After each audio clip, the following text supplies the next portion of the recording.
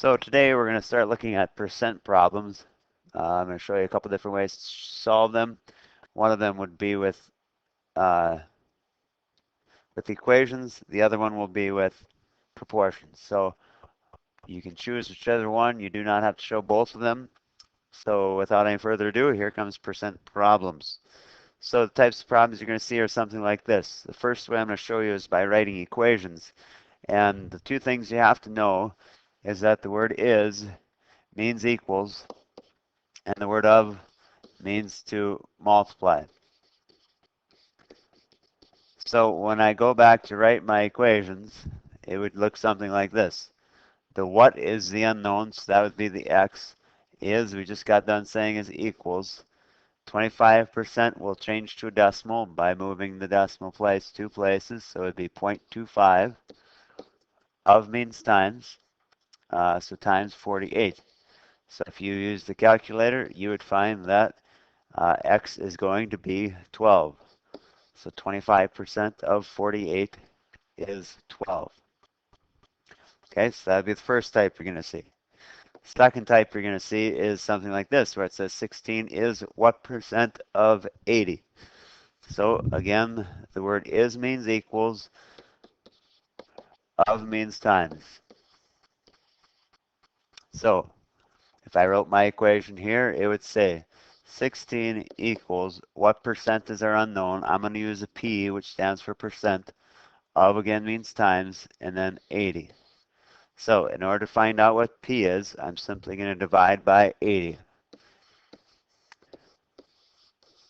So you would end up with P equals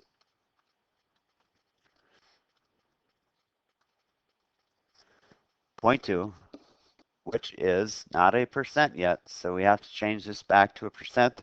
So in order to change that to a percent, we move 2 places to the right, fill it in. So I'd end up with 20%.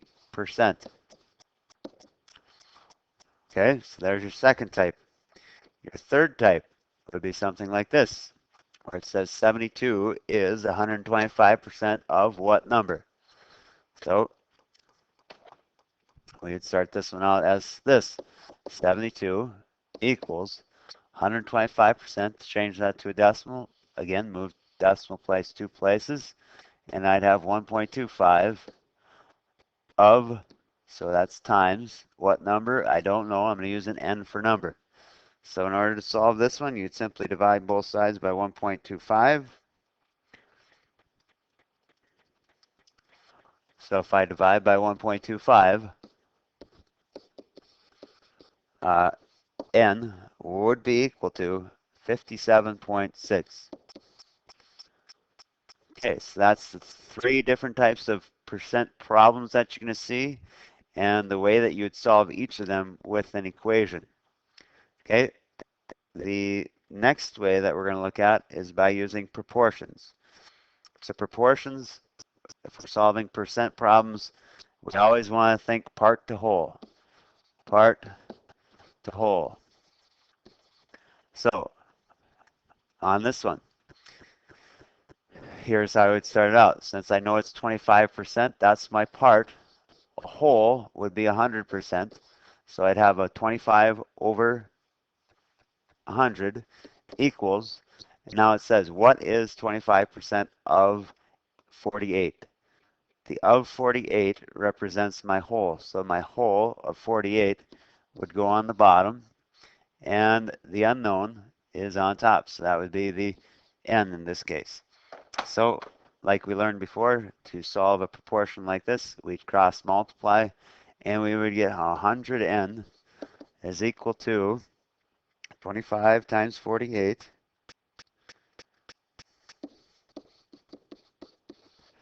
which is 1200. So to solve this, I would divide by 100, and I would have, once again, that n is equal to 12. And if we were to flip back to my original one that we had done with equations, that is what we got as well. So we got 12 there, and when we solve it with proportions, we got 12. So either way, we're getting the same answer. Okay, the next one. If I wanted to use proportions here to solve, Again, I'd use part to whole. So part to whole is my big idea that we're thinking of. So now, my part, 16 is what percent of 80? So my part is 16, 80 is my whole. Now, equals what percent? So I don't know my percent, so it's going to be percent over the whole percent, which is 100%. So again, here we would cross multiply, and I'd get the equation 80p equals 1600. Okay, so in order to solve this one, I would divide by the 80, and p would be equal to a 20.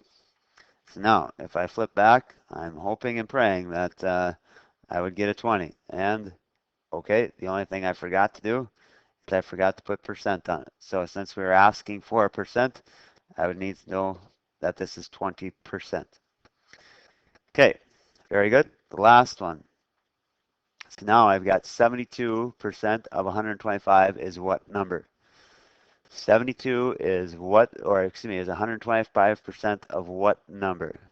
So now 72 becomes my, if I'm thinking part to whole, what would the 72 represent? And if you said part, you are correct. So it's 72. The part is 72. The whole, I don't know. So that's my bottom, which is going to be an n. And now I'm going to have 125 over my whole of 100.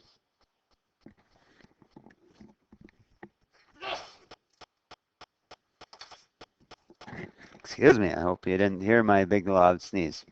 Okay, so in this case, I would get 125n when I cross multiply is equal to 7,200. So if I take 7,200 divided by 125,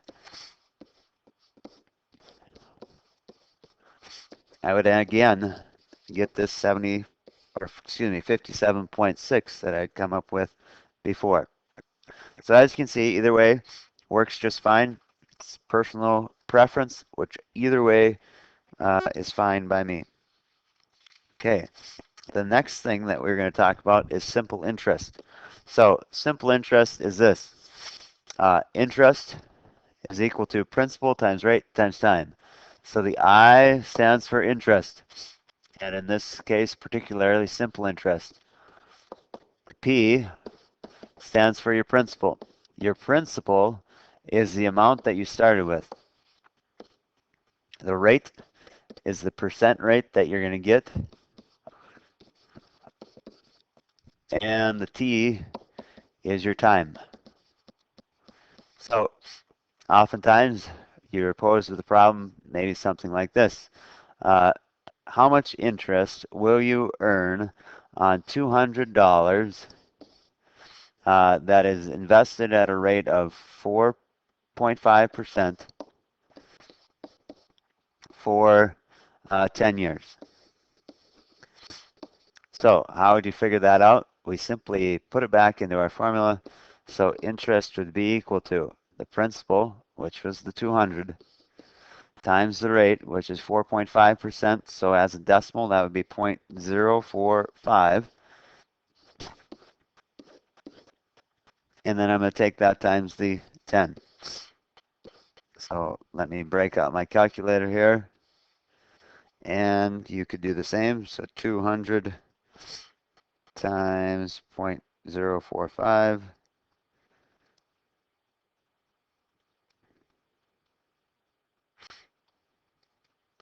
times a 10. And the total amount I would make would be 90, and that would be $90. Okay, so those are three types of, or different types of questions that you're going to see today on your homework. So, without any further ado, I will let you get started. But before that, one interesting fact about Mr. Larky today. The interesting fact today is that my dad was 40 years old when he had me. 40 years old. My dad was 40 years old. So there's your interesting fact. You can stop the video, and I hope you have a good night.